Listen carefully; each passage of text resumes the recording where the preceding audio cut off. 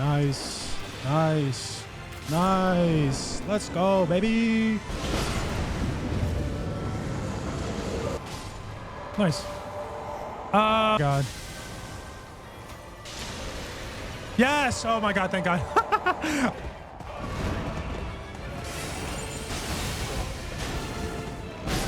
Nice. I'm gonna have to fight this enemy without this, without the grafted, because I just feel like that's like,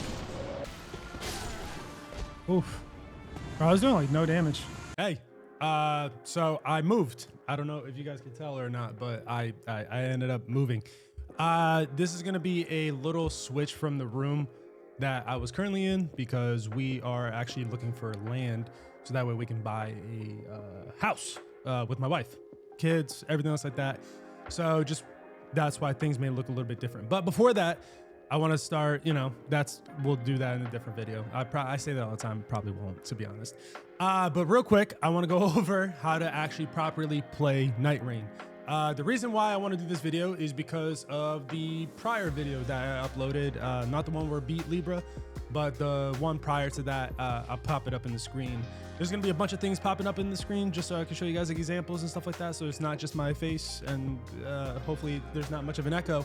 But properly playing Night Rain, I want to make sure you guys understand how to play it whenever it comes to beating any type of Everdark, or if you're still stuck on a single Night Lord, if you want to go to the regular Night Lord, the end boss, so that way you can do remembrances and stuff like that, so that we can get the actual ending of Night Rain, all this stuff, right? Everything that Night Rain has to offer. I kind of want to make this video to go over that because of the last video that I uploaded, and I saw some negative feedback, and I also got some comments.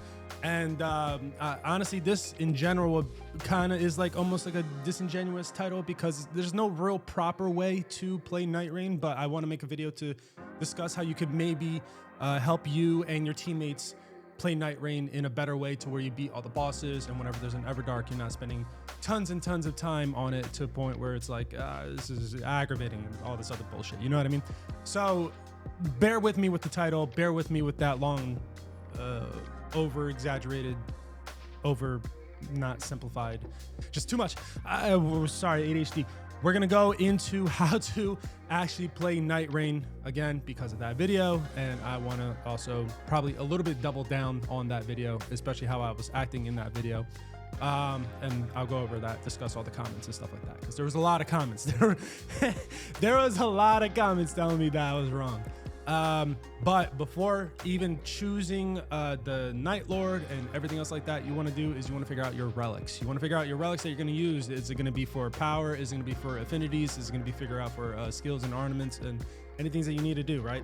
Because obviously whichever character you like is the one that you're going to use, and you got to make sure that the relics are in combo with them.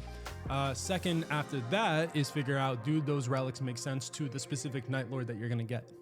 Each Night Lord, they're going to have their own weaknesses to make it easier for you to fight them. For instance, the new Libra, the Everdark Libra, you need chaos. You need to have a weapon that's going to be able to break that and help them out. Or if it's Libra, that's Libra. If it's Caligo, it's fire. Night Lord, the end Night Lord, it would be holy.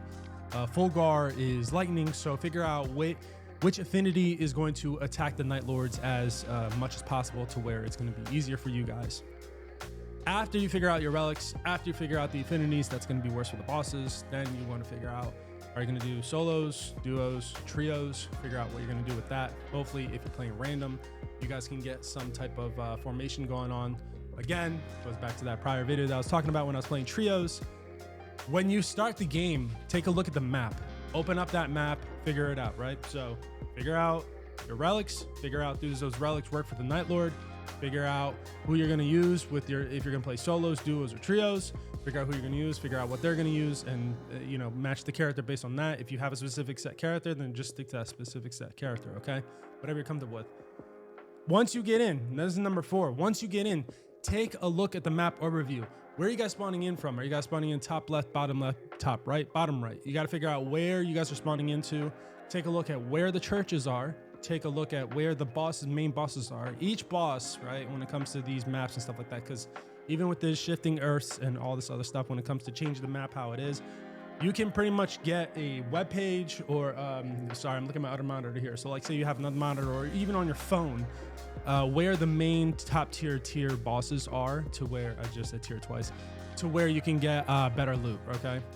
And then hopefully you guys can all mark it before the game even starts of where your pathing is gonna be.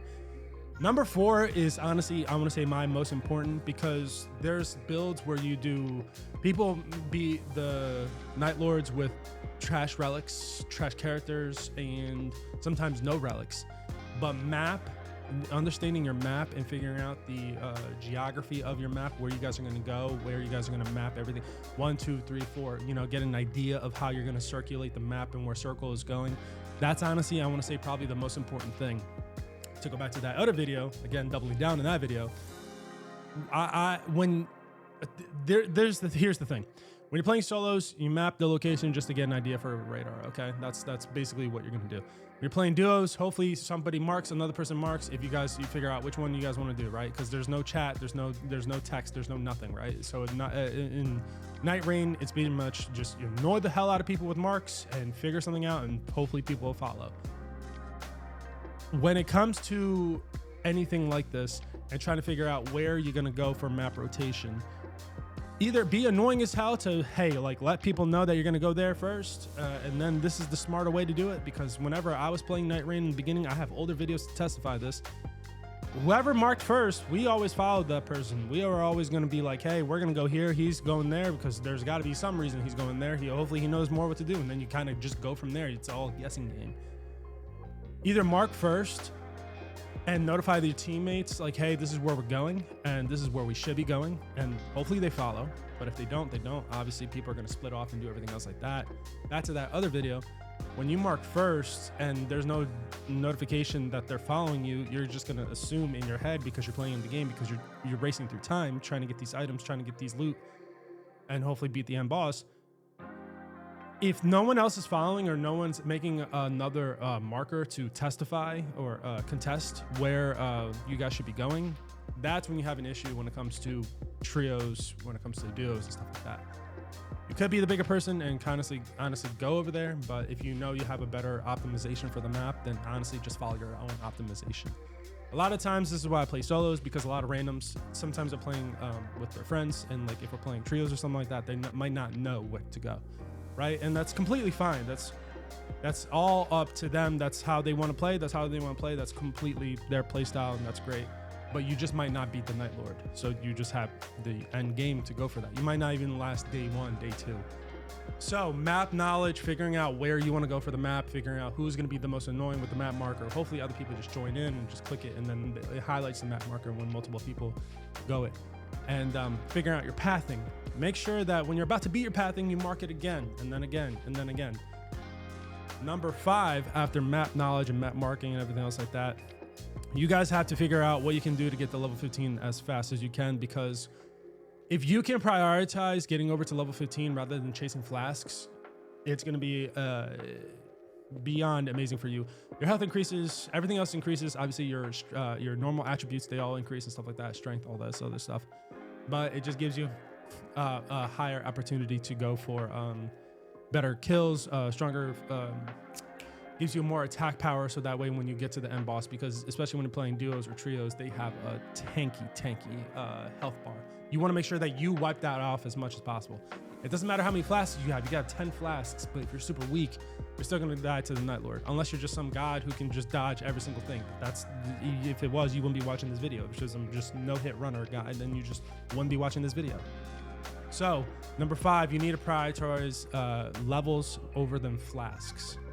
After that, I want to go over probably number 6 is, I don't know if somebody else might have a different opinion, but this is how I play, and this is how I beat all the bosses, multiple different characters, finish all their members.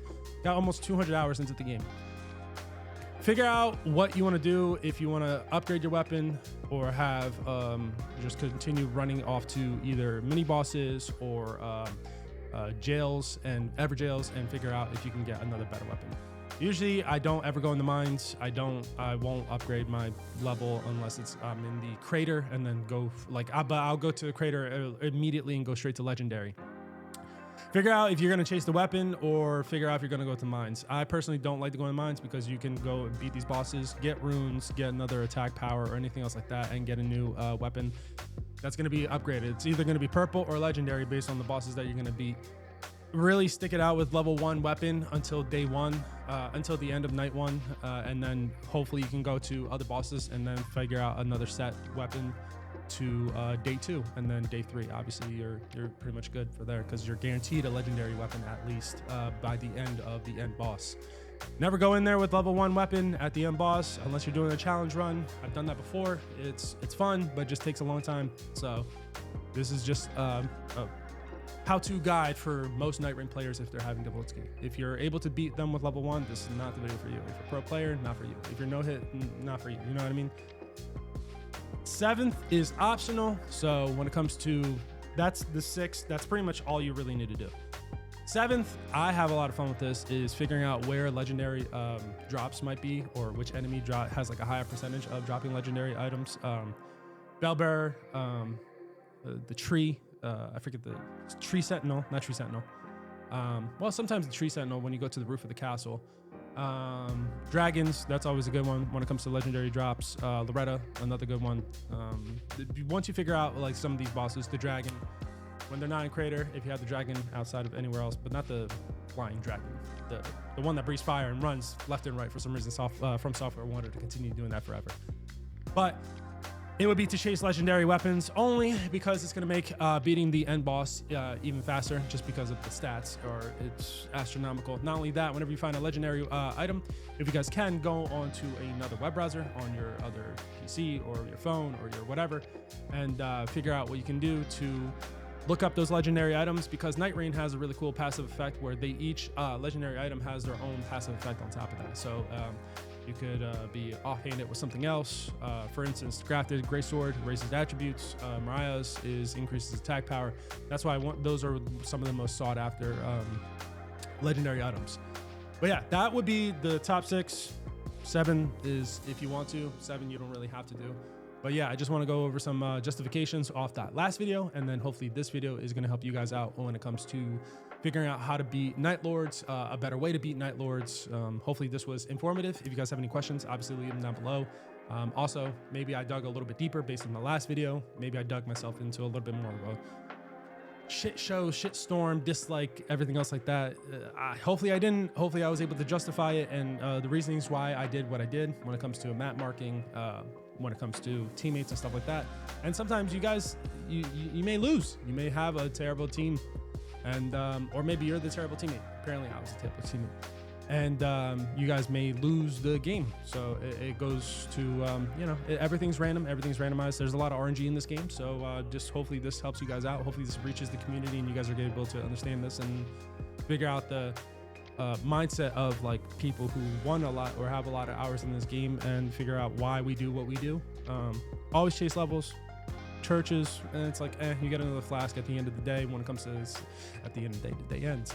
At day 2, once you beat that boss, you get a second flask anyway. And especially if you're dealing with teams, revives, a bunch of different stuff. There's a whole lot that you can go over when it comes to this stuff. I can probably make a more in-depth video and a single walkthrough of how I beat the Everdarks and other Night Rains, whatever, Night Lords, whatever you guys want to do, whatever you guys want to see, let me know. But yeah, hopefully guys this helped. Hopefully this helped. See you guys next time.